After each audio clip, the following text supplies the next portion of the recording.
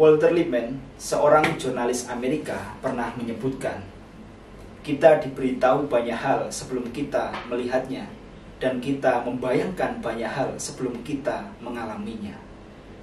Disitulah media bekerja, menentukan agenda-agenda, bagaimana dari agenda media menjadi agenda publik, sampai bahkan menjadi agenda politik.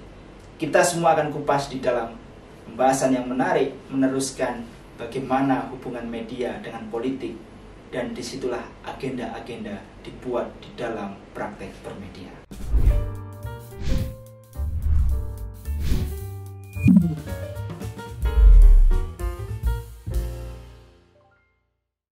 Teman-teman, saya akan menjelaskan tentang bagaimana agenda setting dilakukan di media.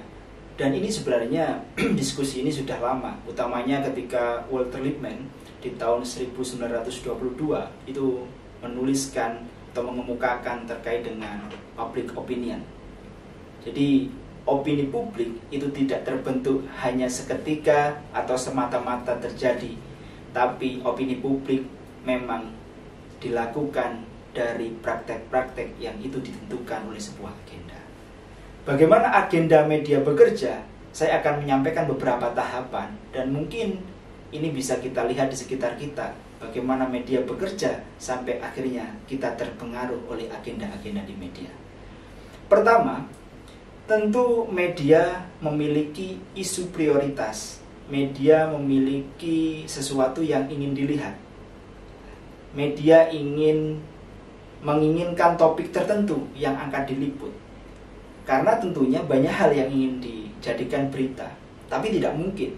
Bayangkan kalau dari Sabang sampai Merauke, bahkan sekarang di era disrupsi, sudah melingkupi banyak hal di era globalisasi dunia, maka tentu media akan selektif. Apalagi kalau media cetak, kolomnya terbatas, harus sangat selektif. Berita-berita apa saja yang akan dimunculkan, dan berita-berita apa saja yang memang perlu di skip atau tidak dimunculkan. Dan disitulah sebenarnya bagian juga upaya media menentukan agenda mana yang lebih penting daripada agenda yang lain.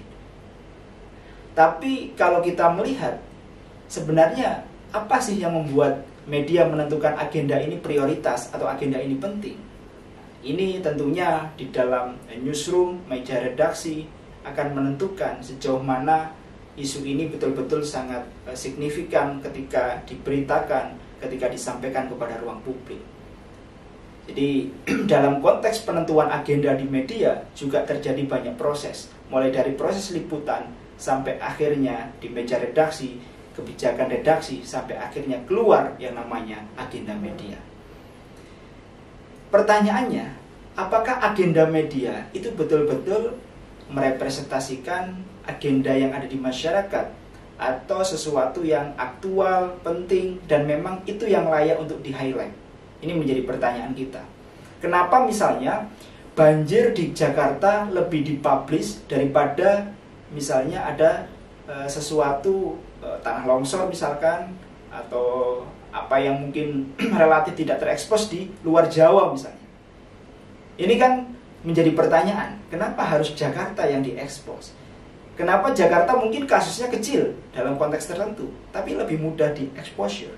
Sementara di luar-luar daerah, atau mungkin di pedesaan, tempat-tempat wilayah terpencil, jarang sekali diekspos.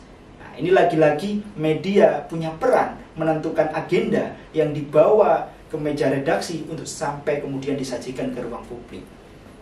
Tentu ini tidak mudah, tetapi meja redaksi dan aspek teknis sampai kemudian manajerial, kebijakan di media menentukan itu semua. Lantas kita untuk melihat realitas di dalam media, apakah itu betul-betul fakta yang harus kita percaya, atau memang di balik itu ada banyak rangkaian yang sebenarnya kita harus lebih kritis. Di dalam dunia jurnalistik, di dalam praktik jurnalisme, itu kita mengenal istilahnya wartawan itu tidak boleh berbohong, dan fakta itu suci. Artinya manipulasi itu tidak boleh dilakukan oleh seorang jurnalis sampai kemudian isi informasi ini diberitakan kepada khalayak. Dan disitulah bagian dari kode etik jurnalistik. Berikutnya, saya ingin memberitakan atau bukan istilahnya memberikan informasi kepada teman-teman. Ketika agenda di dalam media ini sudah selesai, kemudian sudah dibungkus, rapi, disajikan kepada masyarakat, kita sebagai konsumen informasi, kita sebagai pembaca koran, kita sebagai penikmat layar kaca televisi, ataupun media-media yang lain, dari situ kita tersajikan banyak hal. Pertanyaan berikutnya, apakah kita setuju dengan pandangan yang ada di media, atau justru sebaliknya, kita tidak sepakat dengan interpretasi yang dilakukan oleh media ketika membingkai isu-isu tertentu, atau ketika kemudian media menyampaikan informasi yang barangkali kita tidak sepakat dengan pemberitaan yang dibuat. Itu tentu sah-sah saja, karena di dalam meja redaksi itu juga kumpulan manusia, dan kumpulan manusia juga ada kepentingan organisasi, kepentingan institusi, dan tidak lepas juga di situ ada kumpulan individu-individu yang masing-masing mungkin juga punya banyak kepentingan yang lain. Artinya di media pun juga ada interpretasi sampai akhirnya menjadi agenda media, dan di dalam agenda media tadi itu kemudian kita bisa melihat banyak hal seperti yang disampaikan oleh Walter Lippmann tadi. Bagaimana Walter Lippmann kita diberitahu banyak hal sebelum kita melihatnya, dan kita diletakkan atau istilahnya diminta untuk membayangkan banyak hal sebelum mengalaminya, dan disitulah kemudian media beroperasi. Ini tahapan pertama, teman-teman. Tahapan pertama, bagaimana media menentukan agenda. Tapi tentu belum selesai. Bagaimana agenda berikutnya? Apakah cukup agenda di media ini selesai kemudian kita terima sebagai bagian dari konsumen informasi? Tentu belum. Agenda media selesai, kita lanjut yang namanya mengarah, apakah benar agenda media ini bisa menjadi agenda publik, atau ini hanya agenda media saja. Kita sebagai bagian dari masyarakat, khalayak informasi, merasa berita yang diinformasikan itu tidak mewakili kita misalnya. Bisa saja terjadi seperti itu. Tapi kalau kita lihat, kecenderungannya memang agenda yang ada di media itu ada potensi menjadi agenda di publik, agenda di masyarakat. Sebagai contoh misalnya, ketika isu terkait dengan tingginya harga minyak goreng, isu itu terblow up, naik, media memberitakan itu secara besar-besaran, akhirnya publik juga memperbincangkan itu. Artinya apa? Artinya berarti ketika agenda di media itu sudah booming seperti itu, akhirnya ini juga bisa menjadi agenda publik. Masyarakat akhirnya juga berbicara tentang itu. Atau yang sekarang ini sedang ramai, copras-capres sana sini, siapa koalisi satu, koalisi yang lain, ada munculkan kader, ada yang dari parpol, non parpol. Ini diberitakan tiap hari oleh media. Akhirnya publik pun akhirnya juga ngobrol tentang copras-capres sana sini, di warung kopi ngomong capres siapa, di tempat pindah kafe yang lain menyampaikan atau diskusi tentang yang sama. Artinya apa? Media berhasil membawa agenda kepada publik. Padahal publik bisa jadi ada agenda-agenda penting lain yang harus diperbincangkan. Misalnya, kalau dia sedang sekolah ya, punya target masa depan pendidikan, harusnya kan dia punya tugas-tugas sekolah, tugas-tugas kuliah, atau mungkin agenda internal di dalam keluarganya, di dalam pribadinya. Tapi bisa jadi agenda itu tergeser karena agenda media yang jauh lebih besar daripada agenda dirinya, agenda keluarganya. Artinya dalam konteks ini teman-teman, agenda media mampu mengarahkan kita untuk berpikir tentang apa.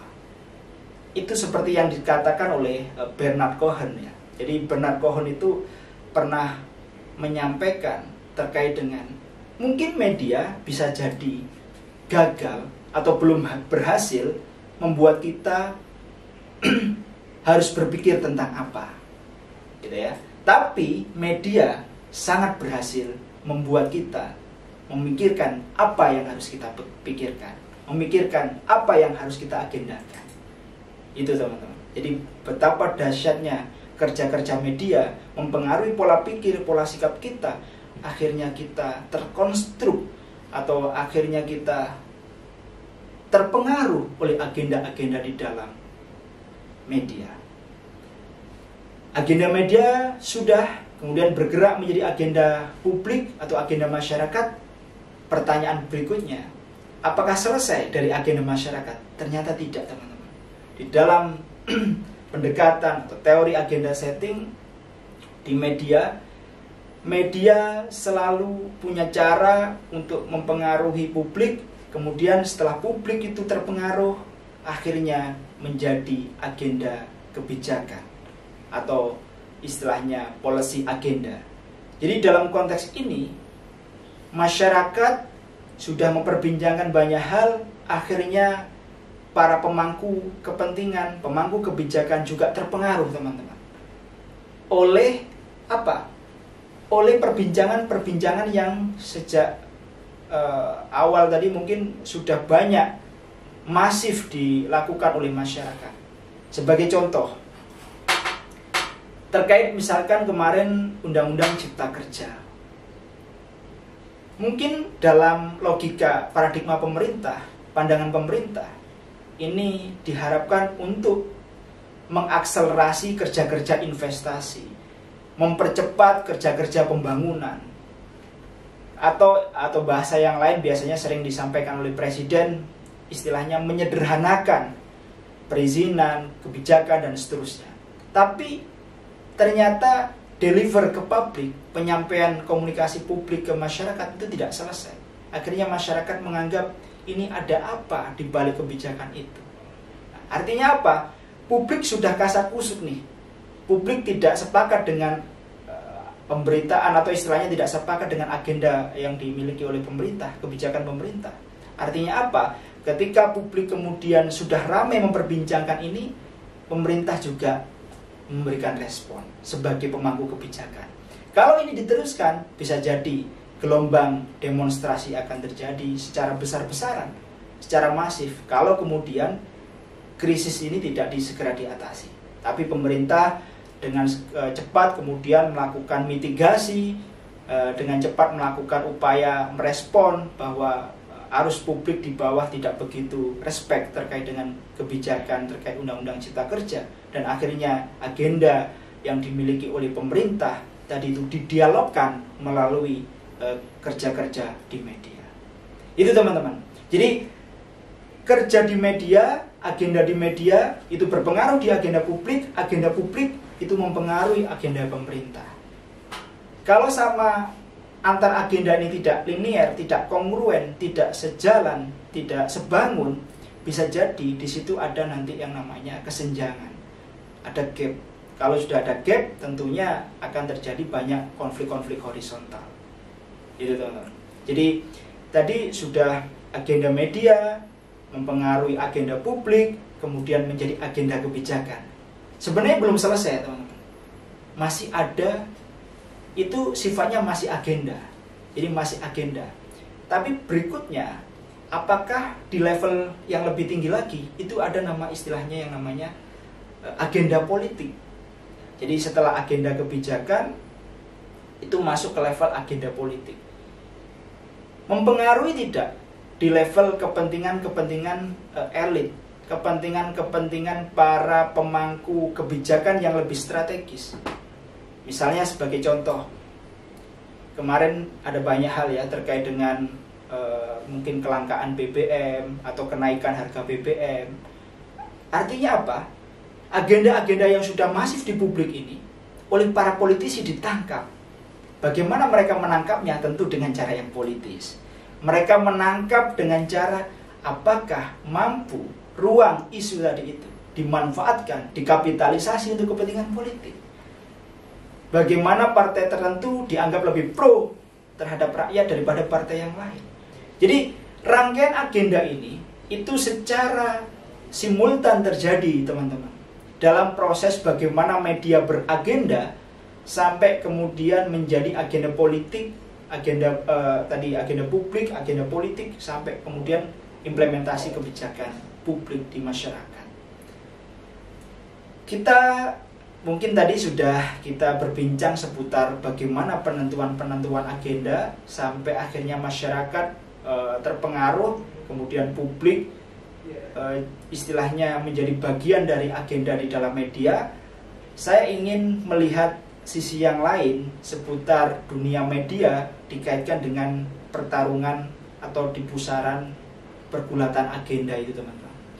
Saya membayangkan ketika Walter Lippmann seorang jurnalis berpengaruh abad 20 tadi mengemukakan kita diberitahu banyak hal sebelum kita mengalaminya. Itu artinya kan di pikiran kita ini sudah penuh dengan banyak informasi. Kita dijejali banyak hal oleh pikiran kita. Kita melihat media, melihat tayangan, melihat konten tertentu. Pikiran kita disesaki oleh banyak hal. Artinya apa? Artinya di dalam pikiran kita, penglihatan kita, sebelum dunia ini betul-betul kita lihat seutuhnya, kita sudah penuh atas isi oleh media itu tadi. Makanya tidak salah jika kita menjadi pribadi seperti apa sesuai dengan apa yang kita konsumsi atas diri kita. Dalam konteks informasi, kita mengkonsumsi informasi-informasi yang positif, bisa jadi kita akan menjadi manusia yang positif, berkualitas, punya pribadi yang baik. Dan sebaliknya. Sama ketika Walter Lippmann di sisi yang lain memberikan pandangan seputar kita diminta membayangkan banyak hal sebelum kita mengalaminya. Teman-teman pernah mengalami seperti ini enggak? Kita itu sering insecure dengan banyak keadaan. Melihat konten sana sini, orang lebih tinggi daripada kita. Ada hal-hal yang lain mungkin kita merasa tidak bisa mencapainya. Artinya dalam konteks itu media mampu mendesak figur atau orang-orang tertentu atau ekspektasi-ekspektasi tertentu masuk ke dalam diri kita, dan diri kita diminta membayangkan banyak hal, tapi kita pun akhirnya kelabakan karena bayangan yang kita bayangkan tadi itu sebenarnya bukan tentang diri kita. Itu hanyalah bayangan orang lain yang kemudian kita dipaksa untuk menjadi bagian dari orang lain. Itu teman-teman. Jadi ketika kita salah dalam melihat banyak fakta, melihat mengkonsumsi informasi, bisa jadi bukan hanya agenda media yang menjebak kita, tapi yang menjebak kita adalah agenda-agenda di luar yang mungkin sifatnya kontraproduktif, membuat diri kita teralienasi, terasingkan. Kita tidak hanya menjadi manusia seutuhnya, tapi diri kita sudah disesaki oleh banyak hal di luar diri kita sendiri. Oleh karena itu teman-teman, pesan untuk kita semua, biar kita tidak terjebak oleh banyak agenda yang menyesatkan, kita harus betul-betul bisa kritis, kita harus betul-betul bisa mengkonsumsi media dengan cara yang bijak, karena belum tentu agenda yang ada di media itu menjadi betul-betul agenda kita. Atau bahkan agenda kita belum tentu menjadi agenda politik. Dan agenda politik belum tentu memberikan jaminan atas masa depan kita semua. Maka dari itu, untuk para teman-teman dan sahabat POV semua, mari kita jadikan ruang publik Indonesia, kita jadikan media di sekitar kita, atau kita perlu melihat banyak fakta-fakta yang ada di lingkungan kita, betul-betul mengarahkan kerja-kerja media itu mampu membangun agenda publik yang baik, mampu membangun agenda kebijakan yang baik sampai terimplementasinya kebijakan publik.